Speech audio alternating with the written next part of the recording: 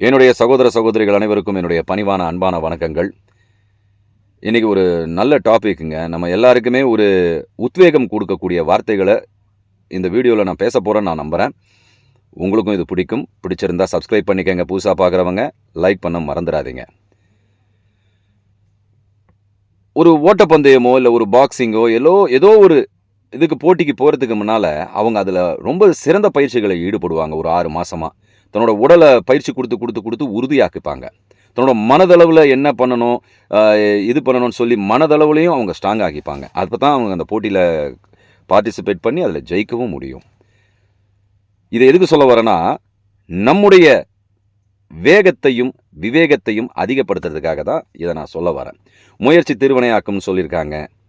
முயற்சி அடையோர் இகழ்ச்சி அடையார்ன்னு சொல்லியிருக்காங்க. இதெல்லாம் பெரியவங்க ஏன் இந்த பழமொழிகள்லாம் சொல்லியிருக்காங்கன்னா, நமக்கு பின்னால வர சந்ததிகள் இதெல்லாம் கேட்டு அவங்க ஒரு உத்வேகம் பெறணுன்றதுக்காக தான் சொல்லியிருக்காங்க.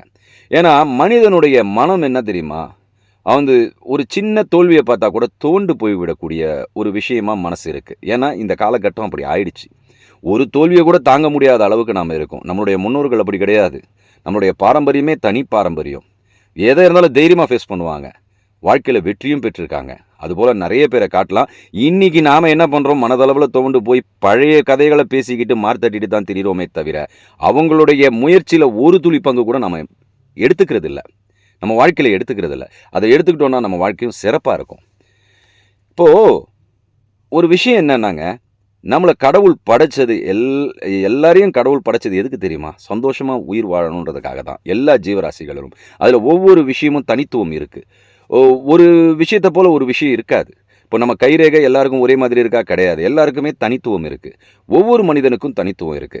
நான் அவன போல ஆகணும், நான் இவன போல ஆகணும்னு நம்ம கற்பனை பண்ணி வாழவே கூடாது. நாம நம்மளுடைய வழிய ஃபாலோ பண்ணி போகணும்.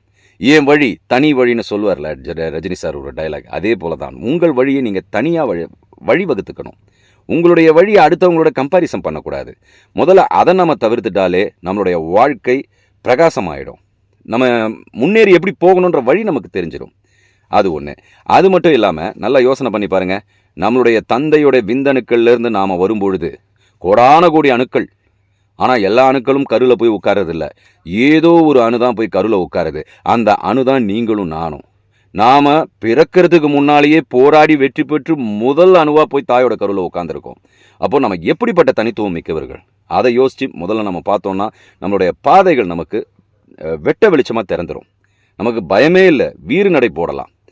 அதுபோல வாழ்க்கையில ஒரு சின்ன விஷயங்கள் ஏதாவது ஒண்ணுத்துல நம்ம துவண்டு போயிட்டோம்னு வச்சுக்கோங்களேன், நம்மளுடைய வார்த்தையே நமக்கு பலிக்க ஆரம்பிச்சிரும். என்னடா இது? தோல்வி ஆயிடுச்சு. இதுலேருந்து நம்ம முன்னேறி வர முடியுமா? ஏன் எனக்கு மட்டும் இப்படியெல்லாம் நடக்குது? கடவுளே!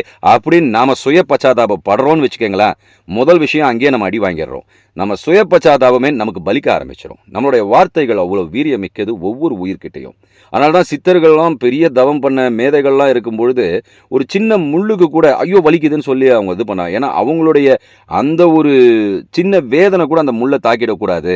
அந்த உயிருக்கும் பாதகம் விளைஞ்சிடக்கூடாதுன்றதுக்காகவே அவங்க அத செய்ய மாட்டாங்களாம். அதுபோல நம்முடைய வார்த்தைகள் ரொம்ப மகத்துவம் வாய்ந்தது. நம்மை நாமே வாழ்த்திக் கொள்ளும் முதல்ல நம்ம கத்துக்கணும்.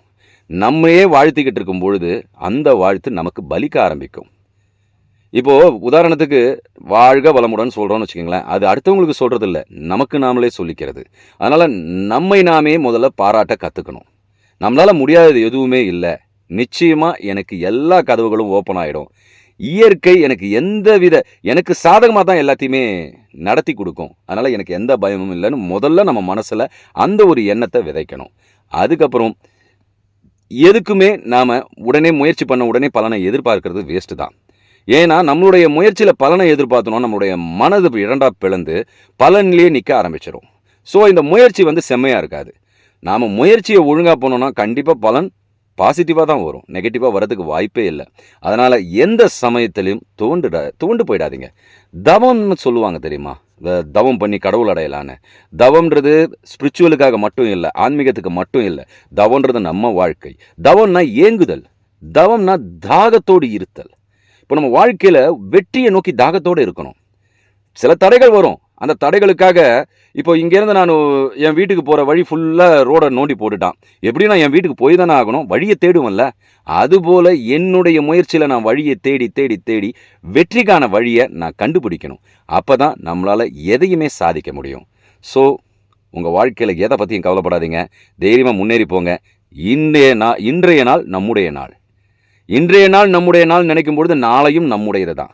அதனால் பயப்படவே வேண்டாம். நம்முடைய வாழ்க்கை, நம்முடைய தனிப்பட்ட வழி, இதை எல்லாத்தையும் நாம் செம்மையாக வழி வகுத்துக்கிட்டு நம்மளோட வாழ்க்கையில் முன்னேறி போவோம். நன்றி, வணக்கம். ஜெய் ஹிந்த்.